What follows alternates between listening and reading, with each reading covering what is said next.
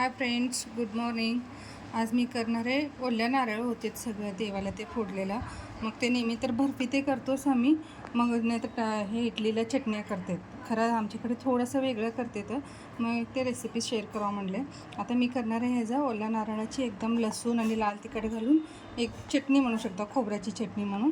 ते बघा आता कसं करायचं आणि हे कसं शक्यता आमच्यात डिलेवरी झाल्या बायकांना जास्त जेवायला देतात. कसं ओल्या नारळांनी दूध पण येते, डिलेवरी बायकाला चांगलं असते म्हणून. आता मी आता ह्याच्यात काय काय बघा ओल्या नारळ असं कट करून घेतलेलं आहे. सालपट ते काय काढलेले नाही मी, काय गरज नाही आहे. सो ओल्या नारळ छान ते काल फोडलेले होते. मग आता ह्याच्यात मी घालणार आहे नारळ असं कट करून. आणि जरा लसणाची क्वांटिटी जास्त घ्यायला टेस्ट येते. लसूण आणि कसं तोंडाला चव उन्हाळ्या दिवसात छान लागते तेवढं चव. सारखं भाजी तर काय खात पण नाही. मीठ,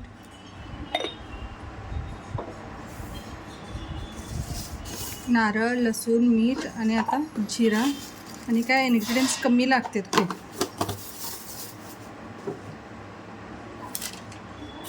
आपलं घरगुती लाल तिखट, जरा तिखट पाहिजे तर थोडंसं जास्त तिखट टाका घरगुती. आणि ह्याच्यात आता मी कलरसाठी घालणार आहे बॅडगी मिरचीचं पावडर, लाल तिखट कलरसाठी आहे. आता हे मिक्सीला लावून घेऊ आपण. काय 4च इन्ग्रेडियंट्स आहे, जास्त नाही. म्हणजे कसं झटपट पण होते आणि टिकते पण नाही दिवस. हे बघा आता हे मिक्सीला लावून घेते मी.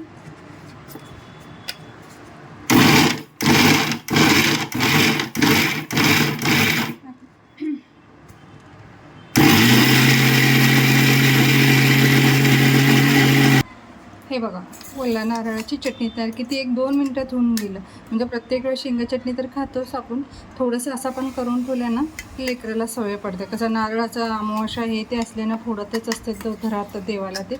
मग ते असं बर्फी पण जास्त सारखं गोड गोड कोण खात नाही. हे नक्की एकदा ट्राय करून बघा.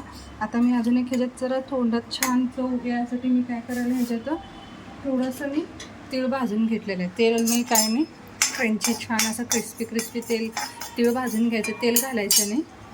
आता हे तीळ ह्याच्यात घालते, ऑप्शनल आहे, म्हणजे कसं छान लागतं क्रंची.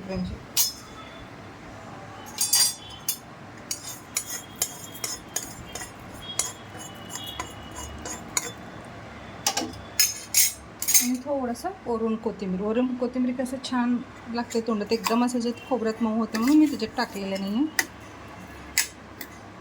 हे बघा. आणि टेस्ट तर तुम्ही एकदा नक्की केल्यावर मला कमेंट करून सांगा. थँक्यू.